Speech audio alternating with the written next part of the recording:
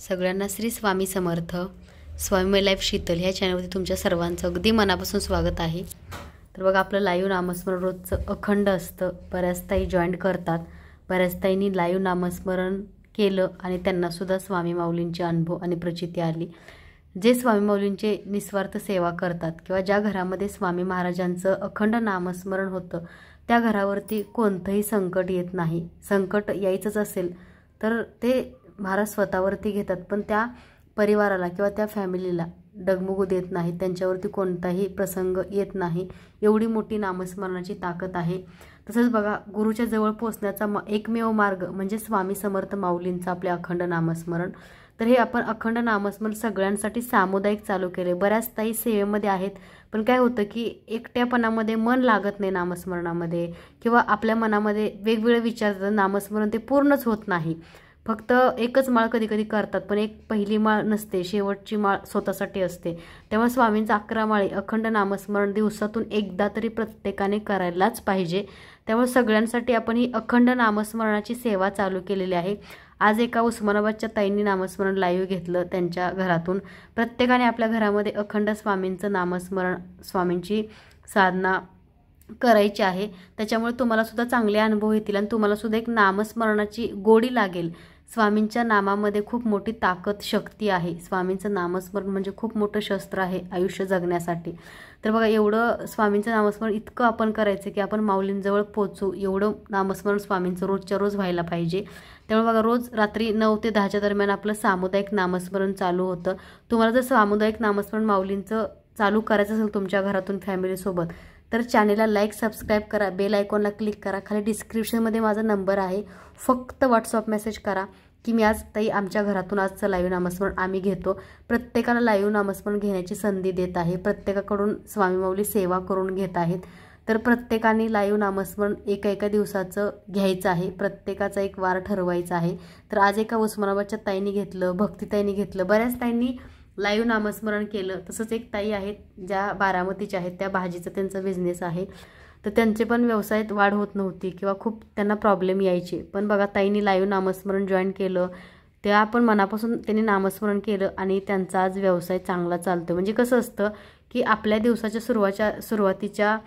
सुरुवात झाली की आपण आपल्या गुरुची पूजा, गुरुची सेवा, गुरुचा अभिषेक करायचा आहे. एकतर माळ जप करायचे गुरुजवळ बसून. 3 अध्याय सारामृतचे वाचायचे आहेत. मनाला शांती मिळते, मन शांत होतं आणि मनाला एक प्रसन्नता वाटते. आणि स्वामींचं जे अखंड नामस्मरण करतात त्यांना तर अनुभव आणि प्रचिती आल्याशिवाय राहत नाही. स्वामींची भक्ती ही डोळसपणे आहे. स्वामींची जो भक्ती करतो त्याला अनुभव, प्रचिती येतच असतात. तर बघा, स्वामी माऊलींचे खूप छान असे अनुभवसुद्धा आहेत. आणि स्वामींच्या जो सेवेत आहे त्याच्या आयुष्याचं सोनं होतं, त्याच्या आयुष्याचं कल्याण होतं. कारण साक्षात माऊली त्याच्यामध्ये, माऊलींचा आशीर्वाद असतो. माऊली त्याच्या पाठीशी सदैव उभे असतात. ह्याची माऊली प्रचिती वारंवार देतात. तसंच बघा, बऱ्याच ताईंच्या घरामध्ये निगेटिव्हिटी आहे. म्हणजे बऱ्याच ताई नामस्मरणाला किंवा सेवा करायला बसल्या की त्यांचं मन लागत नाही, त्यांना जांभ्या येतात किंवा त्यांना सेवेपर्यंत पोचूच देत नाही. तर अशा वेळी काय करायचं? तर अशा वेळी दत्तगुरूंचं नामस्मरणसुद्धा आपलं लाईव्ह असतं. तर 3 अगरबत्त्या लावायच्या आणि दत्तगुरूंचं जप करायचं. श्री गुरुदेव दत्त किंवा दिगंबरा श्रीपाद वल्लभ दिगंबरा. तुम्ही जप केलेली जी विभूती असते ती पाण्यामध्ये टाकायची आणि तीर्थ बनवून स्वतःच घ्यायचं. की दत्त महाराजांना विनंती करायची की दत्त महाराज, माझ्या घरी अशी अशी निगेटिव्हिटी आहे आणि तुम्ही ती दूर करा आणि तुमच्या कृपाशीर्वादाने मला सुद्धा चांगलं आयुष्य, निरोगी आयुष्य आणि व्याधीमुक्त मला आयुष्य द्या, असं दत्त महाराजांना आपण प्रार्थना करायची आहे. तर ही अशी सेवा आहे. तसंच महालक्ष्मीचं कसं असतं, आपल्याला रोज लक्ष्मी लागते. म्हणजे जगण्यासाठी पैसा लागतो. आपण सगळेजण खूप काबाड कष्ट करतो. तुम्ही करता, मी करते. तर आपल्या कष्टाला यश देण्याचं किंवा आपल्या कष्टाचं जे पैसा आहे तो टिकण्यासाठी, म्हणजे घरामध्ये भरपूर आपण पैसा कमवतो, कष्ट करतो, पण काय होतं, आलेला पैसा कोणत्या ना कोणत्या वाटे निघून जातो. म्हणजे लक्ष्मी स्थिर राहत नाही, घरामध्ये लक्ष्मी टिकत नाही. तर अशा वेळी काय करायचं आहे, लक्ष्मी मातेची सेवा करायची. म्हणजे आपण रोज लाईव्ह नामस्मरण 1 माळ घेतो. ओम श्री महालक्ष्मी देव्याय नमः, ओम श्री महालक्ष्मी देव्याय नमः, असा जप आपण करत असतो महालक्ष्मीचा. तसंच बघा, महालक्ष्मीला असं केसरचे 2च काड्या रोज व्हायच्या आहेत, कारण महालक्ष्मीला केसर प्रिय आहे.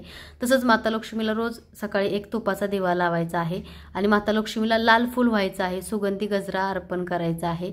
तर बघा अशी माता लक्ष्मीची सेवा आहे. माता लक्ष्मीचे आवडते रत्न हळकुंड, गोमती चक्र, पिवळ्या कवड्या, कमळगट्टा मणी हे सुद्धा तुम्ही ठेवायचे आहे देवघरामध्ये, कारण माता लक्ष्मीचे आवडते प्रिय त्यांचे रत्न धन आहे.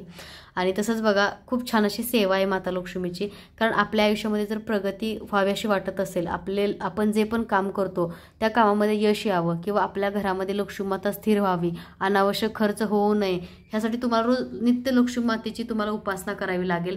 तर नित्य उपासना तुम्ही जर लक्ष्मी मातेची कमळगट्ट्याच्या माळेवर जर केला तुम्ही, तर खरंच खूपच उत्तम चांगलं आहे. श्रीयंत्रावरती कुंकुमार्चन करा, तसंच माता लक्ष्मीचा अभिषेक करा किंवा माता लक्ष्मीचं अष्टक नित्य न चुकता पठण करा. त्याचेसुद्धा खूप फायदे आहेत आणि चांगलं फळ मिळतं, कारण माता लक्ष्मी म्हणजे आपली सगळ्यांची आई आहे. आईला माहिती असतं मुलाला काय पाहिजे आणि काय नाही आहे. त्यामुळं रोजच्या रोज आईची सेवासुद्धा करा, कारण जिभेवरती सरस्वती माता विराजमान असतात. जे बोलाल ते चांगलं बोला, चांगलं घडेल. कधी कोणाबद्दल वाईट बोलू नका. कर्म चांगलं असणं खूप गरजेचं आहे, कारण स्वतःमध्ये करण्यासारखं भरपूर काय आहे आपल्याला आणि भरपूर काही देवाने दिले. तर आपण आपली स्वतःची प्रगती बघू, आपण ह्या जन्मी चांगलं कर्म करू. आपण ह्या जन्मी आपल्या स्वामी माऊली, दत्तगुरू, आई तुळजाभवानी, आई माता लक्ष्मी यांची सेवा करू. पुढचा जन्म आपल्या सर्वांना चांगला मिळेल आणि आपला कर्म प्रारब्ध भोग हा चांगला होईल. आपली वाणी चांगली असायला पाहिजे. वाणी चांगली असेल ना तर आयुष्यामध्ये सगळ्या गोष्टी ह्या चांगल्याच घडतात आणि कर्म चांगला असायला पाहिजे. त्यामुळं हिशोब हा आपल्या धर्माचा होत नाही, कर्माचा होतो. त्यामुळे कधी कोणाला त्रास देऊ नका, कधी आपल्यामुळं कोणाचं मन नाराज होईल, कोणी दुःखी होईल असं तुम्ही वागू नका. नाही पटत तर आपण लांब राहू, पण कधी कोणाला वाईट नाही बोलायचं, कधी कोणाचं मन नाराज नाही करायचं. ज्याच्या त्याच्या कर्माचे फळं देव ज्याला त्याला देत असतो. आपण आपलं कार्य करत राहायचं, कारण आपल्यामुळं कोणाचं मन दुखावं असं आपली वर्तणूक किंवा आपलं कर्म नसावं. एखाद्याला देऊ शकत असला तर तुम्ही आनंद द्या, दुःख नका देऊ. एखाद्याच्या आनंदाचं कारण बना, दुःखाचं कारण नका बनू, कारण कलियुग आहे हे. युगे कलियुगे म्हणजे कलियुगामध्ये चांगल्या लोकांपेक्षा वाईट लोक पण आहेत, पण त्यांच्याकडे लक्ष देऊ नका. कारण कसं असतं की स्वतःचं मन नाराज करून दुःखी करून काहीच उपयोग नाही. आपल्या मनाला नेहमी सकारात्मक आणि खुश ठेवण्याचा प्रयत्न करा आणि स्वतःमध्ये खुश राहा. स्वतःला वेळ द्या, स्वतःच्या प्रगतीसाठी आपला वेळ सत्कारणी लावा. लयच काय वाटलं तुम्हाला तर आपल्या गुरूंचा जप करा, गुरूंची सेवा करा, गुरूंचे आराधना करा. छान छान गुरूचं तुम्ही असं म्हणजे नाही का, पूजामध्ये जे समाधान आहे ते जगातल्या कोणत्याच गोष्टींमध्ये नाही आहे. त्यामुळे जास्तीत जास्त अध्यात्मात या.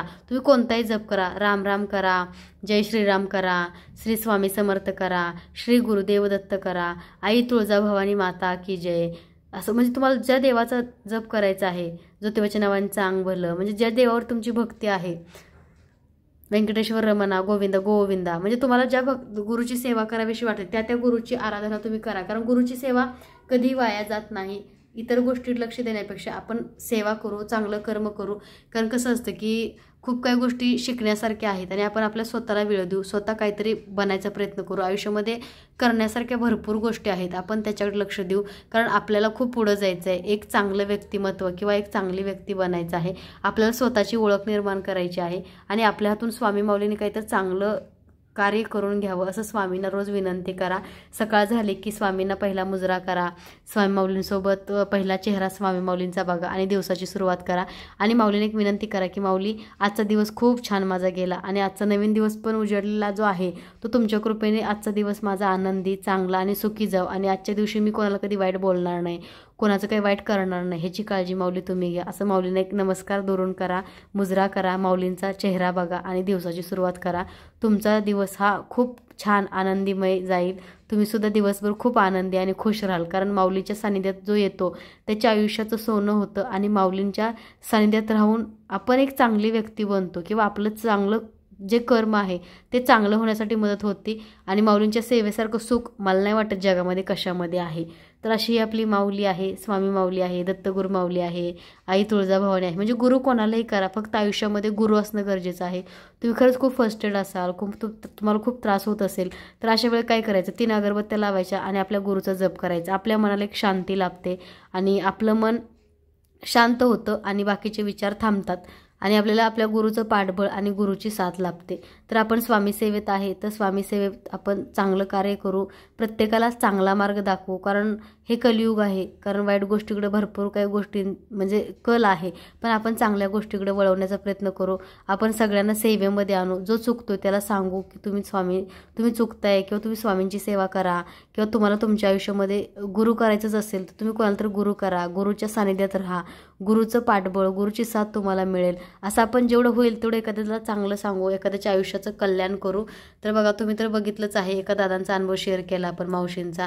त्यांचा बघा आता मावशी तर येत नाहीत आपल्याकडं, पण त्यांचा मुलगा इतका ड्रिंक करायचा, भरपूर ड्रिंक करायचा. पण आता स्वामींची मूर्ती मावशींना मी दिली, त्यांना सेवेकरी करून घेतलं, त्यांना जप शिकवला मी. जोपर्यंत मावशी माझ्या कामाला होत्या, तर आपण दुसऱ्या घरी शिफ्ट झाल्यामुळे मावशीला लांब पडतं. आणि त्यांच्या सुनेला पण गोडी लागली स्वामी सेवेकरी. मी त्यांची सून म्हणजे वेगळी होती, ती कधी देवाच्या पायासुद्धा पडत नव्हत्या, पण आपल्या घरी येऊन स्वामींचं त्यांना एक वेड लागलं. मग त्यांनासुद्धा मूर्ती दिली, 1 रुपयाही न घेता त्यांना मी दिली असं म्हणत नाही, हे कार्य माझ्याकडून स्वामींनी करून घेतलं. आणि त्यांची सूनसुद्धा आता बघा कामाला जायच्या आधी स्वामींची पूजा करते, स्वामींना खडीसाखर ठेवते. आणि मावशींचा मुलगाची ड्रिंक पूर्णपणे सुटली. आपल्या घरी मावशी सांगायच्या की थोडी थोडी करतो, पण आता कळलं की अजिबात ते ड्रिंक करत नाही. आणि त्यांनासुद्धा एका सोसायटीमध्ये जॉब मिळालेला आहे. म्हणजे बघा असं काही असतं, म्हणजे आपल्यामुळं एखाद्याचं चांगलं होतं आणि आपली निवड ही स्वामींनी चांगल्या कार्यासाठी केली, ही खूप मोठी गोष्ट आहे. कधीतरी कोणाचा तरी आधार बनू, कोणाच्या दुःखाचं किंवा कोणाच्या वाईट गोष्टीचं आपण कधीच कारण नाही बनायचं, कारण त्यातून खूप त्रास होतो. म्हणजे आपल्याला हाय लागते, बददुआ लागतात. त्यामुळं आपण कधी शिव्याश्राप कोणाचा घ्यायचं नाही. जेवढं होईल तेवढं आपण सगळ्यांचं चांगलं करण्याचा प्रयत्न करू. तर सगळ्यांना श्री स्वामी समर्थ. तर आपला लाईव्ह रोज असणार आहे. ज्यांना जॉईन करायचं आहे त्यांनी चॅनलला लाईक सबस्क्राईब करा, खाली बेल आयकॉनचं बटन आहे त्याला क्लिक करा आणि रोजचं लाईव्ह नामस्मरण तुम्ही सुद्धा जॉईन करा. तुम्हाला सुद्धा माऊलींचे अनुभव प्रचिती नक्की येईल. तुमच्या आयुष्यामधली जी अडकलेली कामं आहेत ती नक्की मार्गी लागतील आणि माऊलींचा कृपा आशीर्वाद तुम्हाला नक्की मिळेल. सर्वांना श्री स्वामी समर्थ.